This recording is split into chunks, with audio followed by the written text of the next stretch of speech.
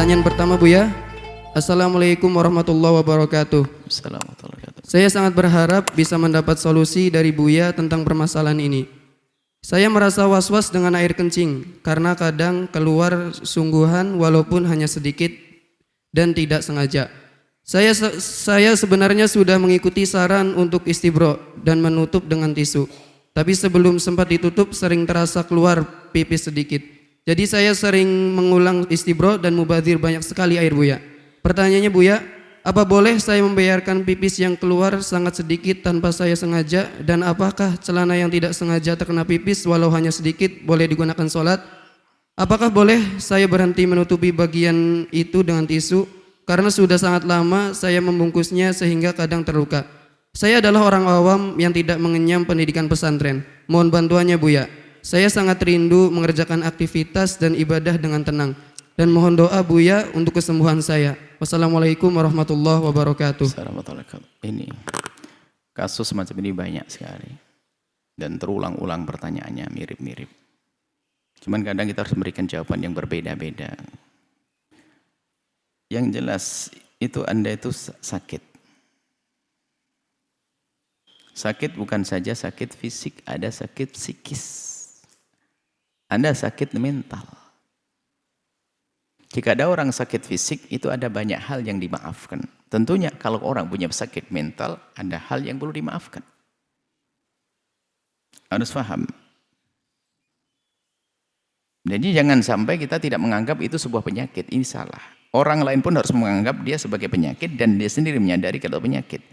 Umumnya orang kalau penyakit akan berkeinginan untuk menghilangkannya. Anda punya koreng di pipi, nggak akan Anda biarkan. Karena dilihat orang setiap saat dan gatal.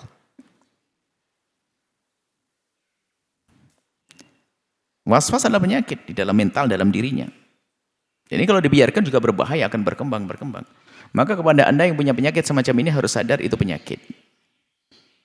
Maka ustadz yang memberikan fatwa kepada orang semacam ini tentunya beda. Jangan disamakan dengan orang sehat. Jangan disamakan dengan orang sehat. Yang jelas was-was adalah satu penyakit. Yang cirinya was-was itu adalah was-was itu adalah kalau bahasa Arab was-was qahri. Jadi memaksa Anda untuk melakukan sesuatu yang sebetulnya Anda sudah tahu kalau itu sudah atau Anda tahu itu salah. Itu nggak benar tuh was-was. Jadi was-was itu kuncinya adalah jangan dilawan. Jangan dilawan. Tapi cuekin.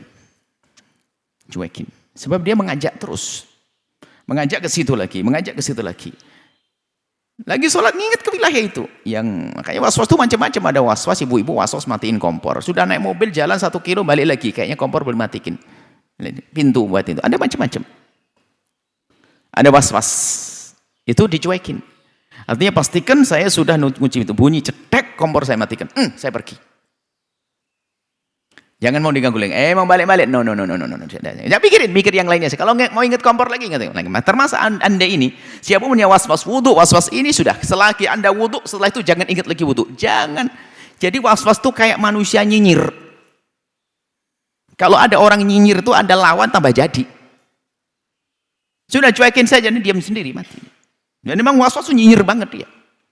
Nyinyir banget. Sehingga orang kena was-was ikut nyinyir. Dia nasihati susah.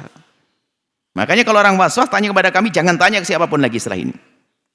Makanya Anda jangan dinyinyirin was-was, lalu menjadi nyinyir ya. Dengar yang kena was-was, dengar, cuekin. Nah, maka bagi orang tersebut dia ngomong kadang keluar karena sudah pakai ini, kadang keluar pakai kadang. Artinya dia tidak yakin kalau itu keluar. Baik, kasihan Anda. Maka orang was-was bukan untuk dimarah-marahi juga, bukan, tapi perlu dikasihani karena dia punya penyakit. Dikasihani dan disayangi. Maka tolong dengar ini nasihat. Maka cukup Anda mengambil sarana awal, sarana dhahir, Anda bersihkan, mohon maaf, setelah betul Anda istibra, sudah cukup menjalankan sunnah Nabi, Anda istibra, dehem, atau Anda pindah posisi dari berdiri ke jongkok berdiri, kemudian kalau sambil di nadrul qadhif, ada sedikit diurut dari bawah kemaluan, kemudian selesai.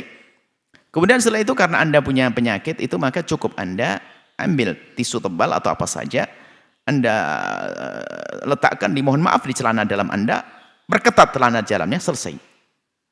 Setelah itu apa? Anda jangan mikir, sudah. Kayaknya keluar kadang. Itu sudah, was-was manggil Anda sendiri. Tapi betul Buya kadang keluar. Kadang kan tidak seperti itu, sudah kadang. Tapi keluar beneran waktu itu. Ya waktu kau buka keluar, sebelum buka nggak keluar. Mana yang harus saya ikuti? Sudah, jangan kau dengar. Sebab karena ada korinah. Kalau itu adalah perasaan. Korinahnya apa? Penyakitmu. Korinah itu apa? Ada petunjuk, ada indikasi. Kalau sebetulnya tidak keluar, keluarnya itu nggak beneran. Indikasinya apa? Kamu sakit was-was. Jadi sudah, jangan pikirin kayaknya. Jangan kayak, nggak ada, sudah. Langsung sholat, selesai. Anda sakit. Itu cara obatnya. Kayaknya, sudah. Nanti, jangan dilihat, selesai. Kalau mau ganti, ganti aja, sudah. Jangan lihat. Kayaknya keluar, enggak kayak kok. Tapi betulan Bu, dari mana betulan kok enggak ngelihat kok. Biasanya betulan, biasa. Oh ini saya. Masa selalu ngajak begitu, balik lagi. Cuekin ya. Sudah, Anda pakai celana, Allah bersolat gimana? Kalau kerasa-kerasa jangan pikirin. Itu pasti was-was, nyinyir. Langsung pikir yang lainnya, mikir yang enggak, selesai. Selesai, jangan dituruti, itu saja. Kuncinya jangan dituruti, maka akan sembuh nanti. Kalau Anda pikir, iya, jangan. Oh, tambah nancep kayak di bor, tambah lukanya tambah jadi nih, ya. Insya Allah sembuh setelah ini. Jadi Anda tidak usah mikirin. Anda adalah sah, sholat Anda sah, Anda khusyuk. Setelah itu Anda akan sembuh nanti. Kalau sembuh nggak usah pakai penyumbat, pengetat. Terserah, ada tisu atau kain yang tebal. Nanti Anda perkuat, kemudian pakai celana dalam, selesai. Sudah. Kalau perasaan jangan dipikirin, sudah. Jangan dipikirin. Anda sakit, orang sakit perlu dimaafkan. Selesai. Yang penting Anda sudah ngambil cara. Kecuali bocor sampai ke paha Anda basah, ya kencing itu namanya, bukan was-was lagi ya. Semoga Allah menjaga Anda semua. Anda yang kena was-was tolong dengar. Yang sudah bertanya kepada kami tidak boleh tanya ke siapapun. Itu selalu bahasa kami. Kenapa? Nanti akan dinyinyirin sama penyakit itu. Terus tanya nggak ada habis-habisnya, Anda pun nyinyir. Semoga Allah menjaga Anda yang lagi sakit was-was perlu disayang. Maka ini sudah cuek, jangan pikirin. Anda lakukan sholat, tenang. Kalaupun Anda nanti mau lepas saja, nggak usah dilihat. Nggak lihat kayak apa, lihat.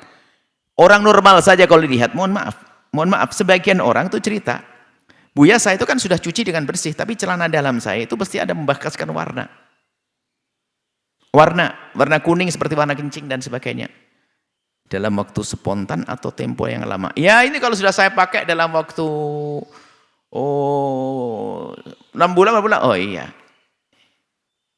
Kamu itu adalah manusia, bukan dari plastik botol, nggak bisa tembus bocor begitu. Manusia tentu ada, wong dalam alat kita ini, alat manusia ini kan normal, ada lubangnya, ada ininya wajar, ada rembesan dan sebagainya, tentu ada. Bukan botol klik itu. Jadi itu proses lama, nggak bisa langsung kuning sehari, itu nggak ada. Jangan dipikir itu. Sudah, jangan dipikirin yang demikian itu. Baju kita pun juga ada yang kuning di leher, kuning di ini, padahal sudah dicuci juga kan begitu. Jangan dipikirin, selesai. Semoga Allah menjaga semuanya. Adapun yang sehat ya tetap harus waspada. Itu bagi yang sakit. Maka yang sehat tidak boleh ikut jawaban untuk orang yang sakit. Wallahu a'lam bishawab. Assalamualaikum warahmatullahi wabarakatuh, sahabat Al-Bahjah TV. Setelah menyaksikan video ini, jangan lupa bersolawat kepada baginda Nabi Muhammad. Shollu ala Nabi Muhammad. Allahumma sholli alaihi wa ala alihi wa sahbihi. Wassalamualaikum warahmatullahi wabarakatuh.